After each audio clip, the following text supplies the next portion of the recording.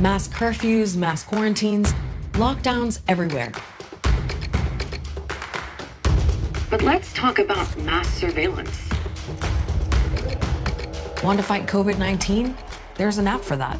Facial recognition, GPS, Bluetooth, they make it easy. Cameras and drones keep an eye on us too. This is a kind of watershed event. Surveillance is really spreading everywhere. It's all about tracking people to contain the spread.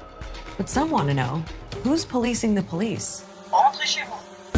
So how will our governments protect our health and our privacy? And how do we make sure all this extra surveillance doesn't stick around longer than we need it? This coronavirus has been tough to contain because it spreads so easily. It's why governments are trying to do two things: monitor people's health and keep tabs on where they are. And surveillance technology makes that a lot easier. Singapore's government released this app that logs everyone you bump into. The German government has an optional smartwatch app that tracks your pulse, temperature, and sleep. And if you're quarantined in Hong Kong, you have to wear an electronic wristband. Police are also flying drones. This US company says it can even tell if you're sick. Anonymized data on social distancing, heart rate, respiratory rate, and fever detection. That's a lot of technology to help stop the spread of COVID-19. And privacy advocates have noticed. I'm not against surveillance itself. We need to make use of whatever technology is available to fight the epidemic and to ease the economic crisis. But it should be done carefully. Technology has to be used and data gathered in a way that's necessary and proportionate to a particular end. Thing is, even before the pandemic, we were giving away a lot of our data already. We share personal information online all the time, even the stuff we don't post, like what we Google and what we buy. We give our fingerprints to governments when we travel, or to our smartphone to unlock the screen. Companies like Apple and Samsung have a record of our faces. Intelligence services use facial recognition too. And all of that data is being collected. Sometimes with, sometimes without our consent. Police in the UK have been building up a facial recognition database by scanning people in designated areas.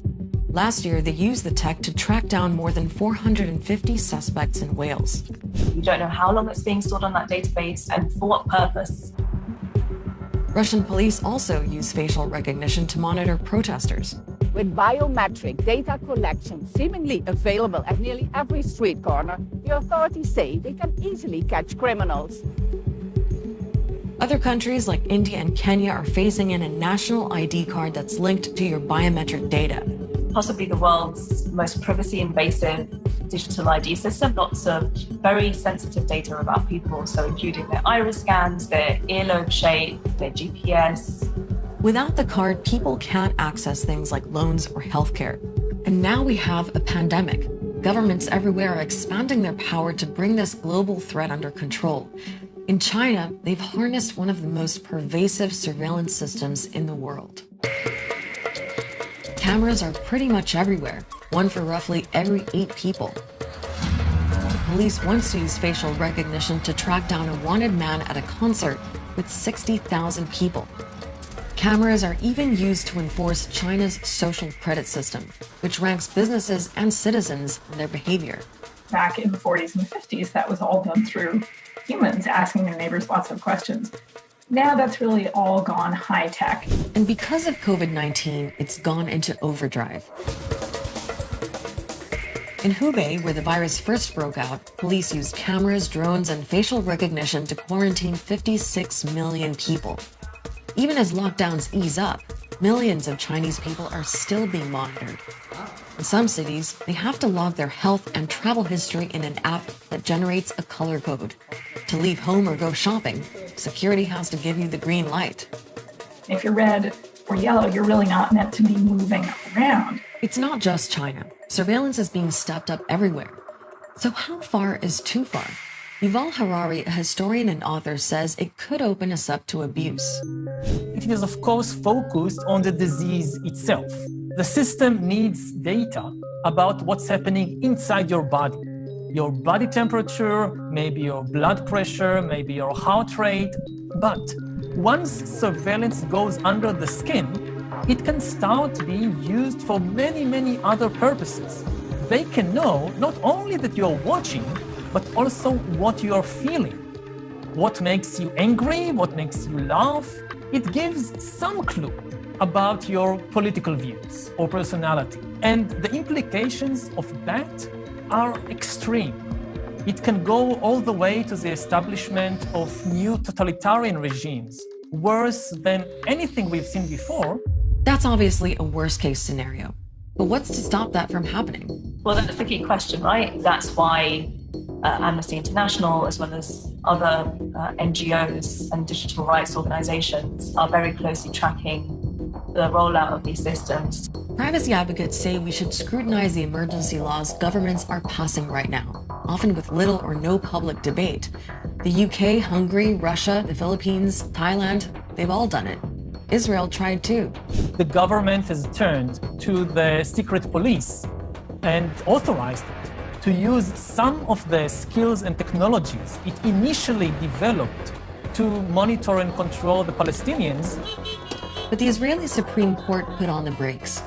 We know, especially in Israel, that measures taken in an emergency have this nasty tendency to long outlast the emergency. We need to be extremely careful about what we're allowing and for how long.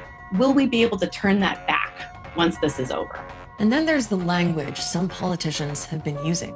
I view it as in a sense, a wartime president. We must act like any wartime government. Nous sommes en guerre. There are plenty of examples where conflict has led to governments expanding their powers. Report to your company. A major disaster is occurring in New York City this morning. 9/11 is a good example. Our enemy is a radical network of terrorists and every government that supports them.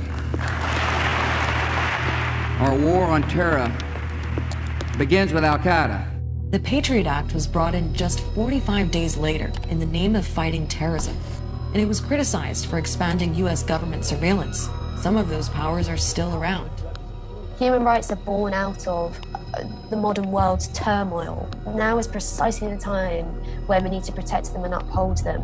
So how do we make sure that authorities don't abuse the data they have on us in the name of fighting the pandemic? This is not a war. This is a healthcare crisis. If you want to put somebody in charge, put a nurse in charge, not a soldier or a general. That first of all, their privacy be protected as far as possible, and that any increase in monitoring of the citizens be accompanied by an increase in the monitoring of the government. So maybe that's it. Sure, surveillance technology will help contain the pandemic, but while they're watching us, we might want to be watching them. I hope you see